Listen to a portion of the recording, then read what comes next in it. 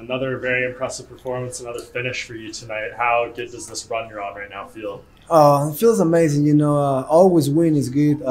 Always all the attraction is to the guy who wins, and I just feel good for being able to perform like that because I expect that from me.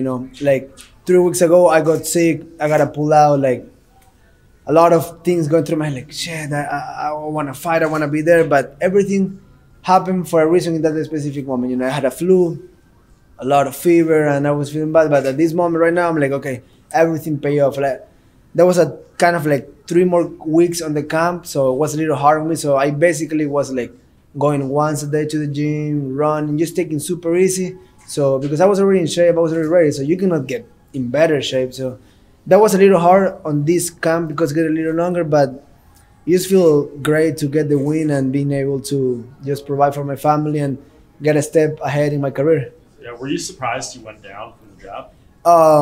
No, because I did it before. I dropped people with the jab before. I believe like you don't get KO because you have a big bicep or you lift weight. You get KO for the punches you don't see. Sure. So I believe in the speed. I believe in being accurate. So I throw it quick. Like I was like measure, and by the time he was focused on my hands, just playing around, I popped the jab.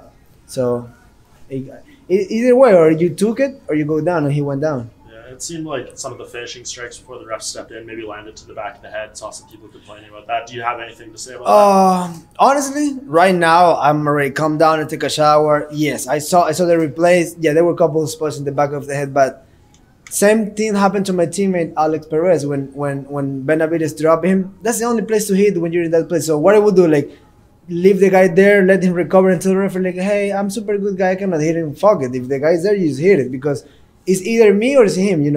If I'm face down, where you will hit? Because his arm were next to his ear. There's no way to hit around. So yeah, I'm sorry. I'm not trying to be a dick or a bad athlete. The place where we're there, I hit it there. But I'm pretty sure, if I'm not wrong, most of the punches were in the ear before he got to that spot when he was already sleeping. So I'm sorry to my opponent. I don't want to do that. I'm not a dirty fighter. That happened. I got the win. Fucking. Yeah. And you're on this 3-fight winning streak now. You had a fight set with Thomas Almeida, who's a guy who's being at the top of the division. There's some talk about Nathaniel Wood because you beat his mentor Brad Pickett. What's the fight that makes sense for you going forward? Well, to be honest, I would just take any fight the UFC offer me. Like I'm never like picking opponents or saying no to some people. Like if the UFC says you want to fight this day and I feel I have the time to prepare, yeah.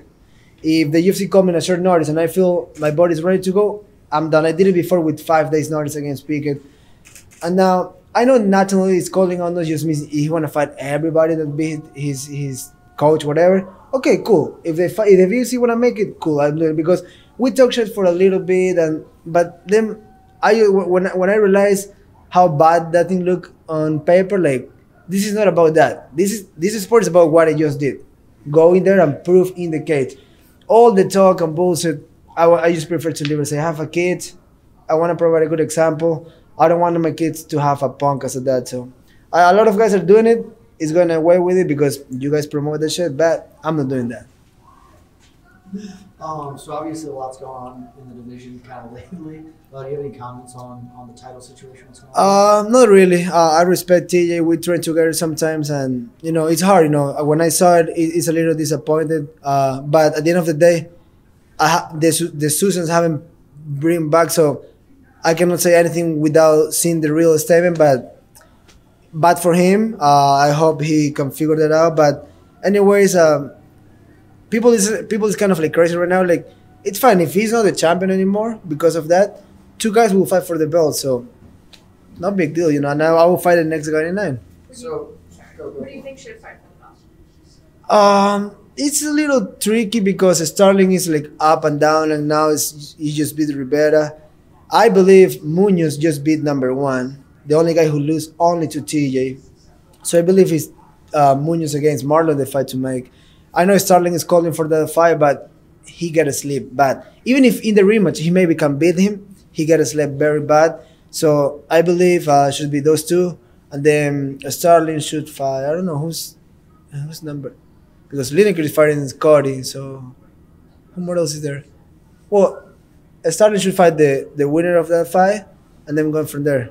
What do you feel about? So Henry Cejudo's obviously been campaigning to come up and take that. How do you feel about that? Oh, if some 25 want to come, that's good because Henry Cejudo is small in paper, but that guy cuts probably more weight than us. So I have nothing against it. If he want to come up, he can come up. But there's a lot of 25ers trying to come up. That's good for me. More fights to have. You know, I like to be busy, so I'm a person who like to have 3 at least fights a year. If I can have 4 or 5, please send the contract. So you said you like to be busy.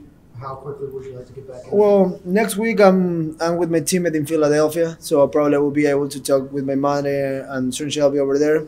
I'm cornering him. I will try a little bit because I have no injuries beside my foot. I just want to see how it is.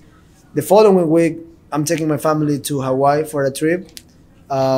Since we moved to the U.S., we haven't have any free time, so I'm taking my wife and my 3 kids. We're having some fun.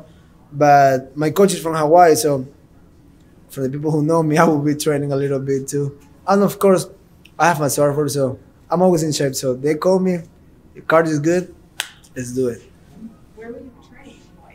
Well, there's I know Russell Dunn is over there, so I can probably go to his gym. I just got punched in the head probably, so I don't remember the name of his gym. But then I know people over there. I know a couple friends. They're pro surfers, so they probably take me to the small wave to have fun, because Hawaii is for pros. And then I will be busy. I don't like to be out of shape. Like, you will never see me fat. I'm always running, doing something. The only time I'm out of shape is something really bad happened to me, or I can really train. But either way, I'm always training, because if you want to make it, you gotta be ready to take any chance, any phone call. Thank you, guys. Thank you. And sorry, guys, for telling you guys promote.